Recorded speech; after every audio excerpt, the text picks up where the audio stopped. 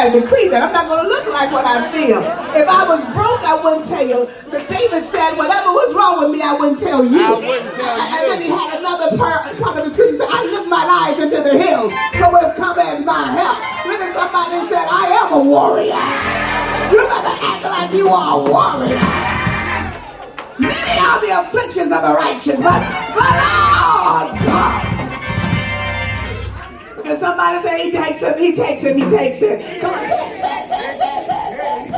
So whenever you begin to understand that the timing, the Bible said that it's very important to know your timing. Your timing is very important to know how God is moving. And I'm not always sure that we perceive correctly how God is moving, because God has given unto us all things that pertain unto life and godliness. Therefore, there is no want in the kingdom of heaven. There is no want in the kingdom of God. There is no want with God's people. Look at somebody and say, all of my needs, he's already supplied. Oh no, you don't get that thing. All of my needs.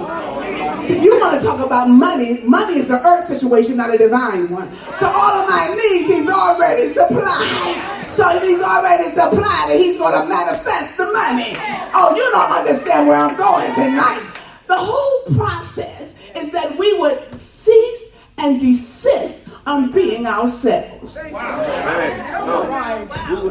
That we would cease and desist of our defeated and arrogant conversation about what we're going through. Wow. I need you to slap somebody a high five and say, this won't take me down.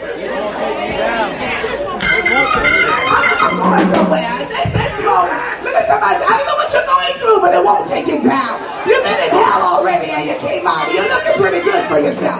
Look at somebody said, this ain't going to take me down. Whenever the soldiers of God become arrogant about winning, there will be no victory we will not have. Look at somebody say, get arrogant about winning.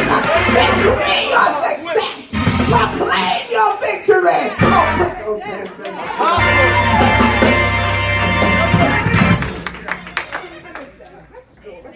Word of God. Let's go down that shit on that. Okay, let's go here. It's late. The hour is late. And the name of this summit is Glory Summit 2019, the revival. Whenever God talks about revival, he's talking about progress. Yes. Revival is never for the sinner. Revival is only for the believer. Right. And there are different stages and levels of revival. In each revival, God brings something different. No revival will ever be the same. Thank you, Lord. It cannot. It will not. Because each revival, something of the spiritual realm, is given unto us to manage on earth territory. All right. Whenever God tells a prophet, name it revival, then you're going to see a glory like you've never seen before. You're going to see a hope like you've never experienced before. This is not the hour for a predictable blessing. My God. No, don't shut up. I don't need anything predictable anymore. I don't need something that looks like something else. I don't need to be impressed. I need something that's so different that I gotta go home scratching my head and say, God, what did you do that time? This is not a predictable time in God. So if you're looking for something predictable, you need to go somewhere else, because in the spirit realm, God is challenging us to go to the unfamiliar territory. Look at somebody say, I'm unfamiliar. This is not comfort zone time. This is not I know what God's going to do time. This is the time to see brother right there behind the girl, right there, man of God. Just wave your hand, make sure I got the right one. It's chewing. Yeah, got you. All right. This is the hour that you have to perceive differently the empowerment that you're receiving. Because the empowerment that you're perceiving as well as receiving is just beginning to mount up and fill up the bottom of the jar. It's not ready yet, but it's starting to ooze up, and the bottom is now being filled.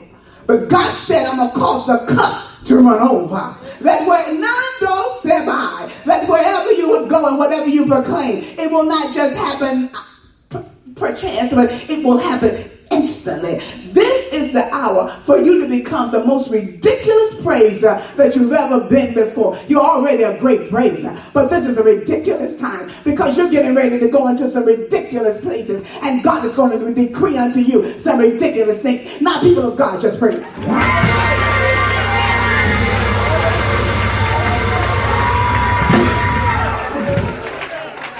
God never gives a word to one person without it being a word to somebody else. If it's anywhere close. This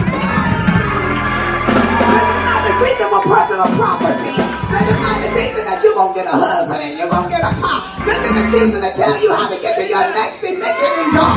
Look at somebody and say you're going somewhere.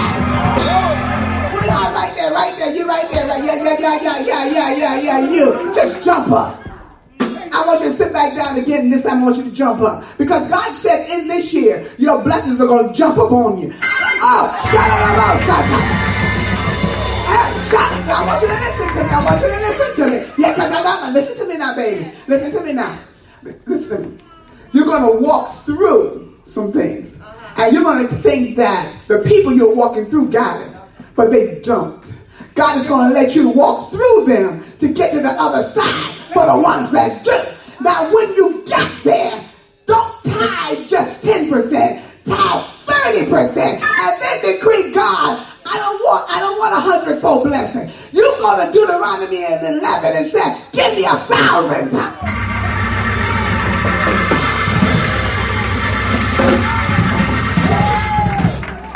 I need you to sit. We have so long cheated ourselves from the reward that God has. He said, if you didn't have enough the first time I blessed you, why did you tell everybody you did? You should have come back to me and asked me for more. Because man of God, if they had not been enough, I would have given you double for your trouble. But you walked away like you were satisfied. Somebody praise God and said, God, give me more. I gotta go now because the hour's late. Put me up late. Because somebody said it's more time. Oh, you ain't feeling like you mean it's more time. I don't need money. I just need what I need. I don't need money. I need what I listen. Somebody said I don't need money. I just need what I need. I don't need money. Because money might have to yield it out. I just need what I need. So you can make a millionaire do it for me. But I need somebody to scream, I'm gonna get what I believe.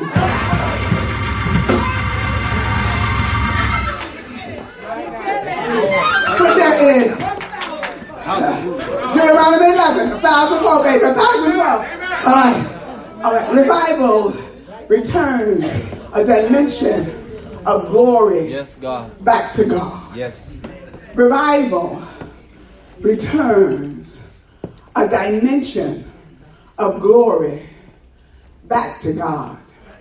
We have in the church struggled with this word glory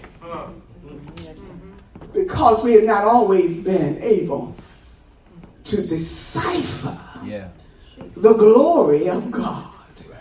God is so powerful. He's so mystique, and yet he's so relevant. And we can't always figure out just how he's moving, and can't always see in details what he's really doing. And it's going to be even more difficult because even though there's some believers in the room, you got more people who doubt God than trust God. So when it comes time to the glory, see, you can shout with me, but you can't get in the glory. The glory is a spiritual encounter with God. You can praise him with me, but you can't get in the glory. Because in the glory, it's more than worship. In the glory, it's more than excitement. In the glory is sudden and profound change. Come on, say that, apostle. We don't even know how it changes. Because somebody said, but God is profoundly changing something. God is profoundly changing. Yeah, I tell you, that's why you ain't ready for the glory. Look at how weak your voice is. God is profoundly changing. You don't sound like warriors. Because somebody said, profoundly. Shakata. He's profoundly changing. I need you to agree with me. I just think if you're going to talk with me, then talk like you got power. Weak people can't talk behind me. If you're going to talk with me, then talk like you trust him. If you're going to talk with me, then open up your mouth and sound like a warrior.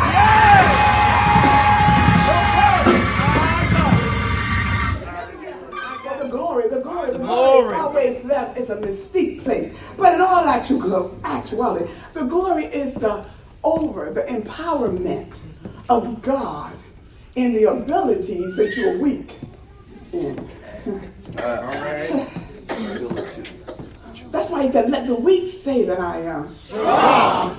Because in all actuality, where you are weak, God's got an angel.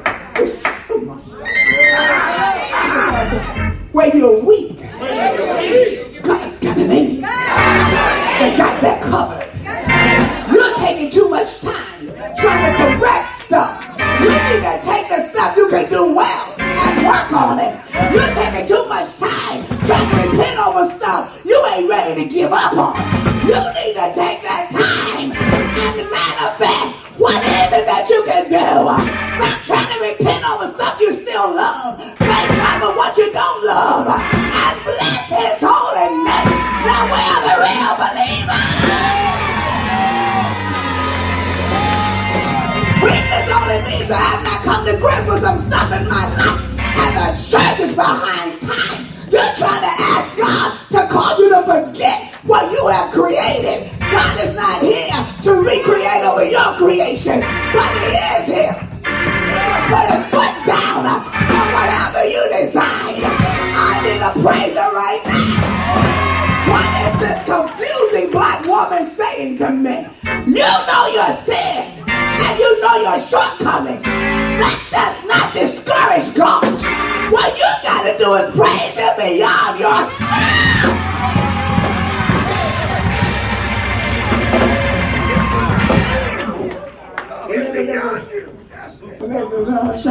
There's a revival, there's an increase.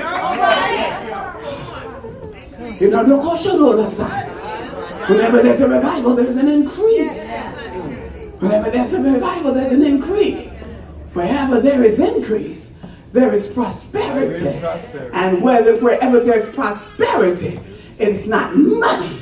Prosperity is the fullness of the whole. Hallelujah. Come on. God is filling up every empty vessel with whatever it needs. You're living in a digital age. Why are you still so materialistic? I can put money here and there and everywhere. I'm living in a digital age. If I can do it in the natural, I can do it in the spiritual. So instead of you counting what God is giving you, why don't you see what God is giving you? Put it in one of your accounts and tell him, I don't go to the bank to do my business. I sit on my laptop. I can transfer money. That's right. That's right. I can sit on my laptop and transfer and bring down and see who's cashing and see who's doing. But you're still so carnal that you got to count the dollar. I'm just trying to get you into a new realm. Sit on your mental laptop. And why don't you just transfer a couple of $1,000 over in that account and tell God, you said if I decree it, you would do it. Now somebody who can believe God past your nose, won't you praise him with his glory and his honor?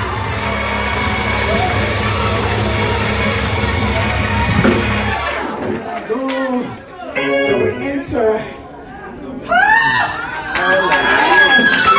Somebody scream!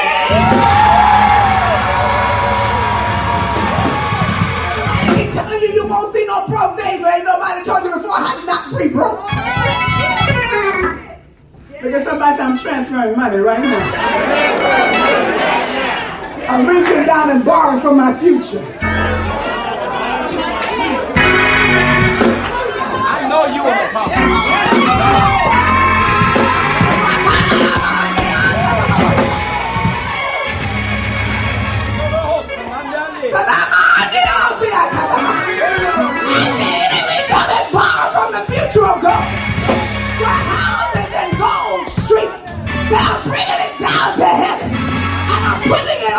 those numbers. Because God, you said, I can have whatever.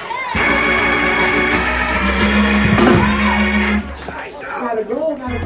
Revival is the improvement of a condition. The revival is an improvement of a condition. And the truth of the matter is, on this journey, some things died on us. Yes. We lost some things. I had to take a quick flight to Florida. And I got to the hotel and I lost one of my earrings. It was a crystal. And I said to Arthur, I lost an earring. And so he said, was it one of the expensive ones? Well, you know, you understand jewelry, crystal can be very expensive. So I said, I lost one. And I took the other one and laid it on the bathroom counter. And my husband, instead of him being incognito, he went around asking, my wife, being good, my wife lost an earring. If you find it, would you please let us know that anyone turned in, an earring? No. When I came back from doing something that evening, I said to Arthur, the earring that I had left on the counter has been taken. So Arthur said, you sure? I said, baby, I left it here because I believed I was going to find my other earring. So somebody has taken the earring on the counter. Y'all gonna get me somebody. Some of the things we lost because you wouldn't be quiet. All right. About what God was gonna do. Say that. You got happy. And you thought everybody else was gonna dance with you. But people in this church now, whether they're serving or not, they don't love the church and they don't love the people of God. No, ma'am. I'm gonna run. You hear me? Take your time. The seriousness about this is that we got more people who don't love the people of God and the church. That's why they're most dangerous. And we talk to the ones who sit and serve like they care. Come on. So in the interim of all of this, we lost some things. We did it out of foolishness. We did it because we wanted and we were happy about what God said he was going to do. But there's some people sitting around you tonight that only want the blessings of God and not the responsibility to love God and his people. Some of them just want to say you got something. Some of them just want to be seen. And people wait on you because everybody can see them. Because it's not always in their heart. But I want you to know something. Whatever God has given you, the enemy can't take it away from you. God's getting ready to give you something better. I went back on Amazon and I said, nobody will steal from me. God said, they did steal from you because I'm replacing whatever they took. You see my earring? I need a screamer in the house. Look at somebody say, they can't steal from you. God gave them one blessing. They're not going to be able to keep that one. They can't steal from you because God is going to replace more than you've ever had.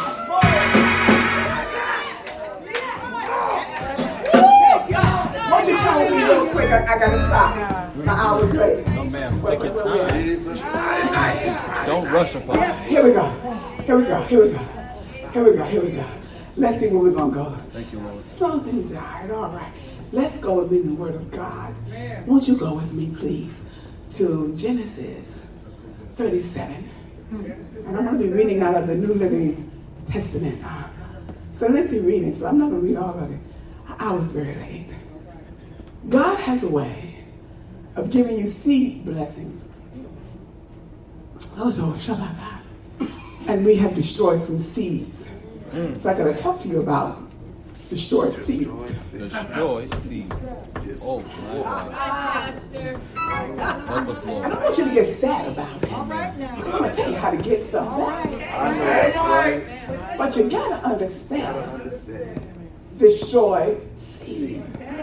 We would be remiss If any of us sat in here and act like we didn't have some destroyed,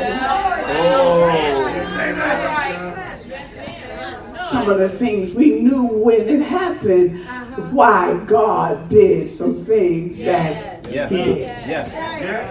See, God can prophesy a blessing on us, but it doesn't mean you receive it. See, that's why I don't do too much private prophecy. Because a lot of people like that, but it doesn't mean you necessarily receive it. That's right.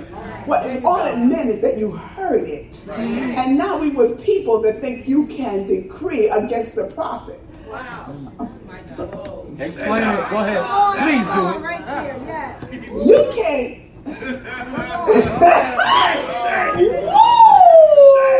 I got you. There is a price. See, prophets are just like earrings and everything else. They come in different classes.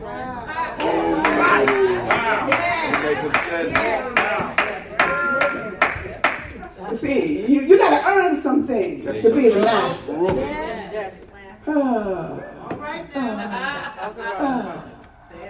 A prophet doesn't even have to tell you what they've already decreed on you. You can walk away and know something's wrong. Tell the truth. But because we've dealt with so many shysters, Say that. I tell people in my church, put your date on it. Put this date on it. If I tell you in 10 days, put your date on it. Did I not tell you all that? And let's go to a countdown. And if God fails, then And it comes to pass. God cannot. God cannot lie. God names Jacob, a human man with many flaws, Israel. Jacob is a human man. He's human all the way. But in fact, he's known as a liar and a trickster. See, so many people know your past better than they know your present, but they're going to be calling that one too. Because while they're looking at your past, God is naming you something different for your future. I can't preach that one right now because we don't have the time. But it doesn't matter, and I know a lot of people are going to jump on this one. Go ahead, jump, babe. I'm giving you a rope. It doesn't matter what you've been, it's what you are right now. For we have all sinned and come short of the glory of the Lord. But He that have called us is worthy. And you didn't say I was worthy. God is worthy. Look at somebody and say, God is worthy. So Jacob is a trickster. Jacob, he wrestles with the angel. He comes back limping. It is impossible to wrestle against God and not have a problem when you finish. It's impossible to disagree with God and not have a situation in your life. The situation that God normally leads you is a lifetime kind of situation. And it's there not because God needs you to remember. It's there so that the people can know. Okay, it's there for a lot of reasons. Let me leave it like that. It's there for a lot of reasons. So here we are, and we're here in this Genesis, and he's wrestled with the angel, and he prevailed. See, you can fight and still prevail. But there's some fights you don't know you were in a fight even though you won. You're going to know it. Say so. He wins the fight and he prevails, and God changes his name. He changes his name to Israel. He changes his name to something higher than he was thinking at the time. When the season that we're in now, God's going to call you to places higher than you're thinking at the time. There we go. You missed that one. That was pathetic. You're looking for God to call you and to cause you to go into something ordinary. Well, we're not in an ordinary season with God.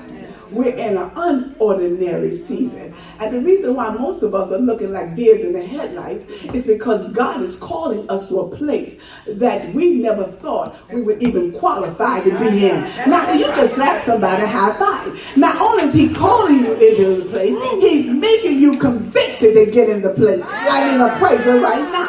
There is a conviction that's now in the house of God like it's never been on us before. I just need somebody to understand where I am. There is a conviction. Everybody doesn't have this conviction, but there's a conviction. I got to go somewhere else in God. I don't want to go, but anybody got me? Anybody got me? Track me, baby. I got to go somewhere else. And I get mad when I think about it because I don't want to be bothered. I get upset about it because it's going to cost too much. I'm here to tell you tonight is a problem of the Lord. It's going to cost you more if you don't get in it. Jump in it. Look at somebody say, God's got a conviction on us. It's not like a regular conviction, mother. It's not like a regular conviction. A lot of people are going to say they got it, but they don't have it, mother. This conviction is piercing. It's coming people on, it's piercing.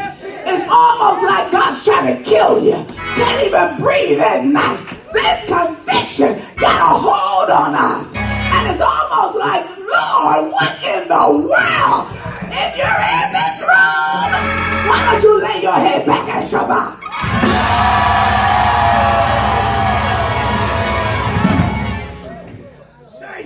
It's not a conviction to live right. Wow. That's religion. It's not a conviction to stop sinning. That's transition.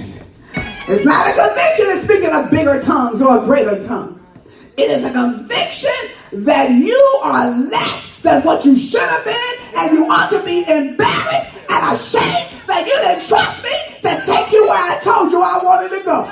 Is there a praiser in the house? It is a conviction of embarrassment.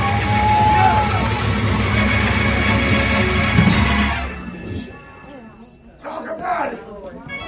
Talk about it. It's an embarrassment. All right. We can praise it. We can jump. We can holler. We can hang out with all the great people. But there's an embarrassment on the inside of us that's saying, God called you for more than this. I need somebody to scream and just say, yes, he did. And I sold out for nothing. It's hard to admit that what you went down for wasn't worth the spit in your mouth. It's hard to admit that what you sold out for wasn't even worth the time of death. But if you can ever get over your flesh, if you can jump into, you cannot be denied. If you can jump into a new resurrection, there is a hope. Somebody help me preach that thing. There is.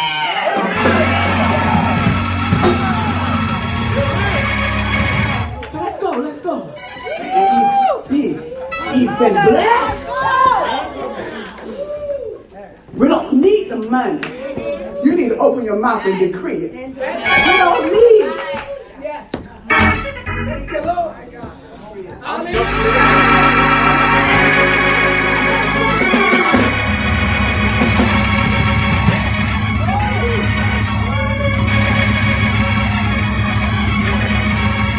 Let's go into this scripture so I can leave out of here. All right?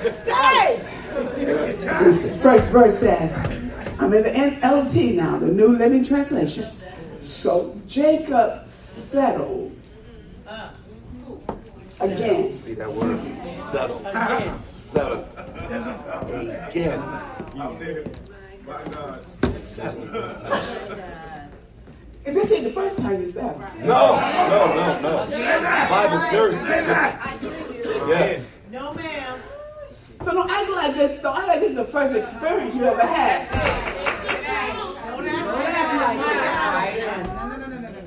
Again. It's not the first. What we cannot do is let people who don't even pray, who don't even know God, speak in our life that cause us to settle. Oh my God. So Jacob settled again in the land of Canaan. It's really an oxymoron because Canaan is the land to be blessed. It was the land for his forefathers to be blessed. It wasn't the land for him to be blessed. You can't get into somebody else's territory. All right. Come on. And expect to be blessed. You gotta plow this field out for yourself. You may be following me as a leader, but you gotta plow this field out for yourself. My field is my field, and your field is your field. But don't settle. Somebody said, stop settling. Stop settling for something that don't even wear real hair. Stop settling for stuff that ain't even Naya Shandos.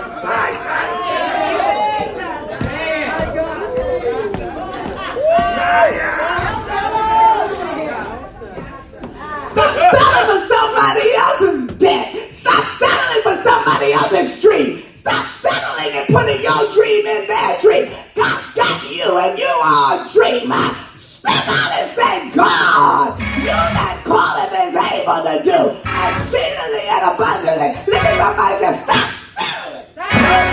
Every time you settle, you kill your seed. Wow. Fear is the greatest component for settling. But fear is only an emotion that feels the same way as excitement. All right. If you would rename it,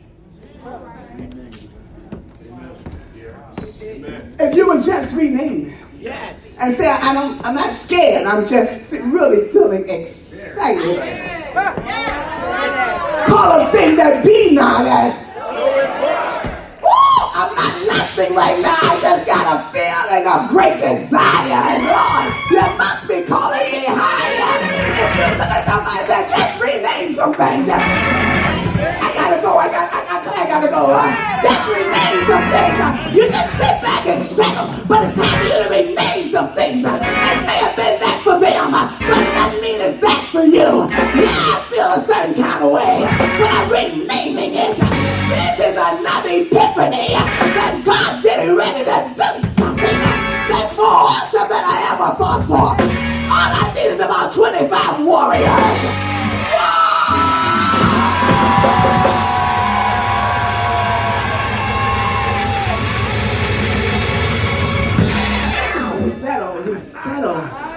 He's settled. I call and break the spirit of settling. This is a no comfort zone. You've got to be uncomfortable. Iron sharpening iron. Stop hanging around weak people. Stop sharpening your sword against a dull blade. Find somebody that's a challenge and begin to say to them, iron. Sharpen it. If you can sing, get around a better singer. If you can preach, get around a better preacher.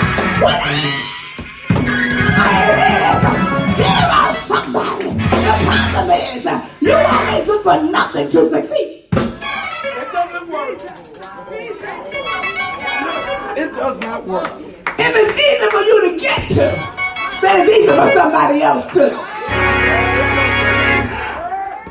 Oh my God. Let's go. He settles. He settles. You want to do great things, but you're settling spirit. You want to be a big fish in a little pond.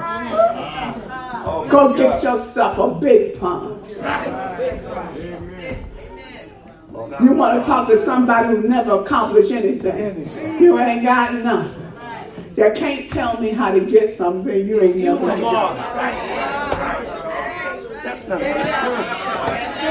Don't tell me how to handle $1 million when you never had one. Never happened. Oh my God. You know why I can listen to you? You can tell me you were sick, but he got you up.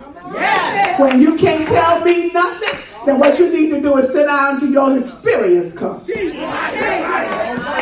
not anointed by what you read in the book. You're anointed by the hell you've gone through. But watch me now. That hell you had to come out with great victory. That hell you couldn't come out any way you wanted to. The hell had to be God's way of coming out.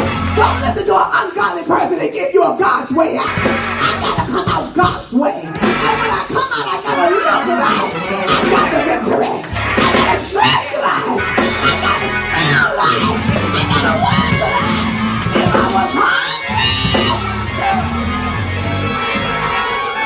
You don't tell me you got the victory, you look poor. You gotta tell me you got the victory because you look rich.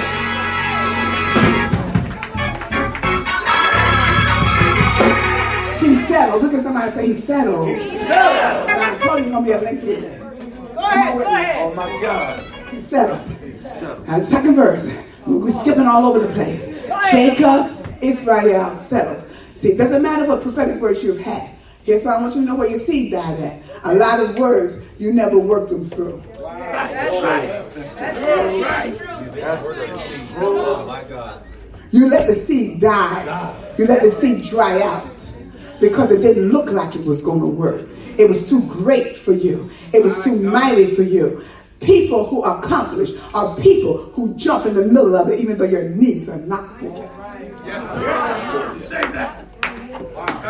Because somebody said, I'm going to do a daring thing. Because you keep fishing around the shore, you don't have a testimony. And I know about you got to do something so daring. And daring ain't you speaking in tongues. And daring ain't you doing something that stupidness you be doing. Daring is doing something that you would have never been found doing. I volunteer myself to be an intercessor. And you know you can't pray. And you know you don't know how to pray. But I volunteer myself. See, daring is stepping up to the plate where you don't even have a life to step up. But if God is God, then I'm going to step up and God's going to carry me through. Now I need a praiser. You cannot be daring sitting in the back of a church.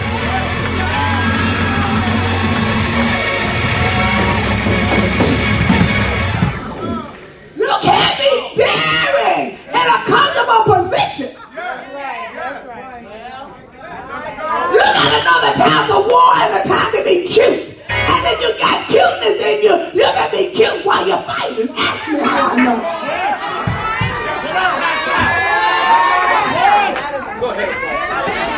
Look at somebody say daring time. Daring time. Don't you let nobody talk you off the cliff. No, baby, I believe I can fly. Come on, I believe God's gonna do it for me. I believe God's gonna work it out. I'm gonna jump out here and God's gonna catch me. And it's time for the saints to stop being cool and collective and become arrogant and aggressive. The kingdom of heaven, suffering violence. I'm not ready to rip somebody's head off.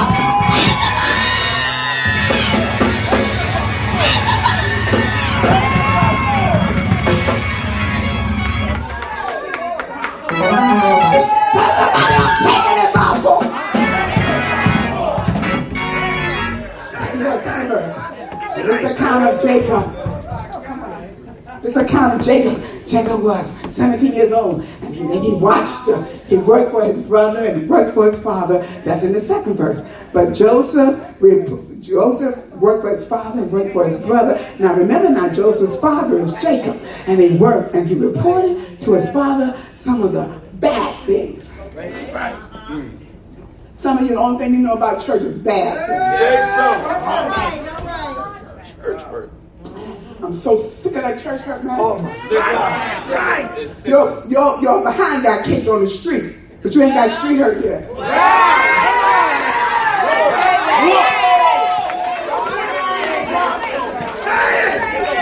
Your girlfriend's with your man, but you ain't got street hurt yet.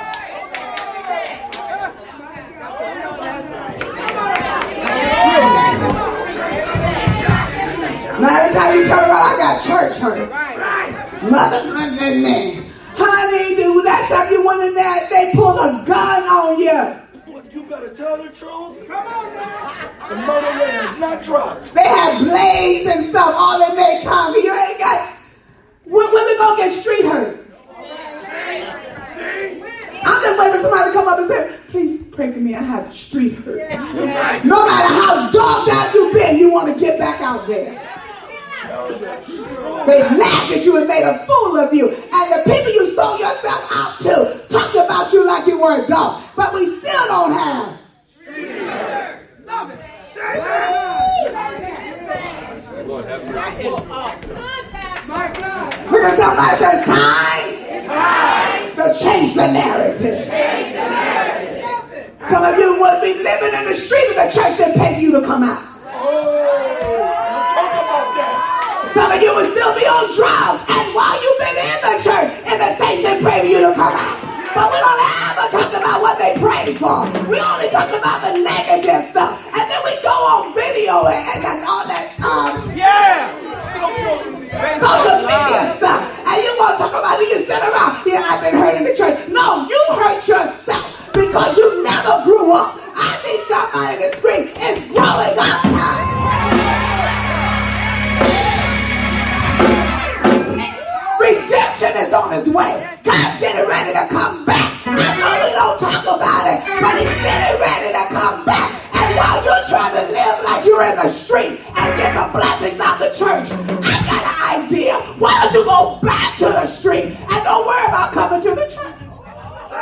like that. And you won't go get no emails off of that. You got mine. You got mine. Because in the street, you'll be beat down.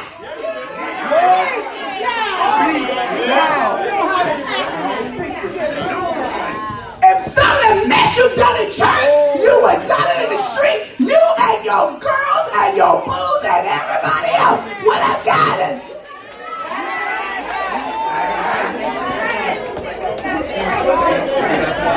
Everything they had, apostle. Beat down. You just talk about the people of God all the time. You would have got beat down, boy.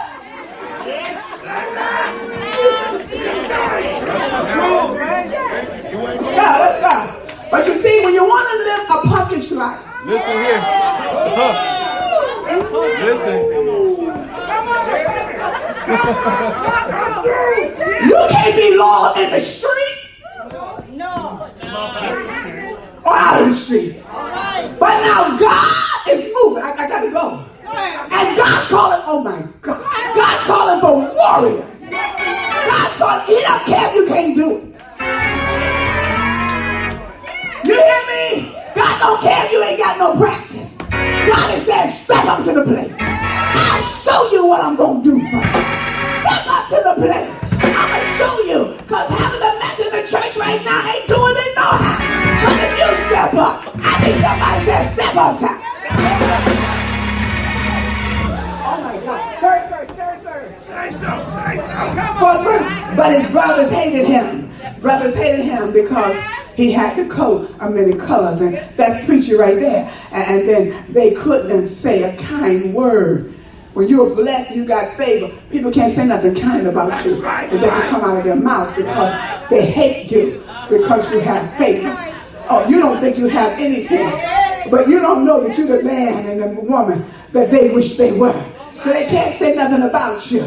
But I'm going to survive. But I want you to know tonight you keep bearing fruit because your fruit's going to remain. People will say ugly things because they're mad at who you are. Man, I got to keep going. Have you ever had a season where nobody said nothing nice? All right. Nothing nice. What? Look at somebody said you're in the process of a greater anointing. See, you don't misread your sign. Husband acting like a fool, spouse acting like a fool, and you want to talk about it. No, baby, begin to praise God about it, because something's getting ready to happen.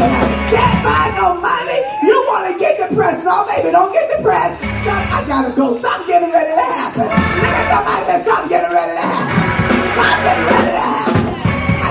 I got a room. Even tonight, something's getting ready to happen. We're getting ourselves together. We're getting our minds out of the gutter. We're standing tall now. Because something is getting ready to happen. You may have thought I was a threat. I'm getting ready to wake you up. For something. I can feel it in the spirit realm. Can you feel it? Can you feel it? Can you feel it? Can you feel it? Something. It's getting ready. I can't put my finger on it. I go to my church on Sunday, and the service is a crazy wonderful. And I keep saying to God, something is getting ready. I need somebody, look at somebody say something. God's calling us out of the highways and the hedges. When the Bible said God's calling us out of the highways and the hedges, Bishop, he wasn't talking about sinners. He was talking about the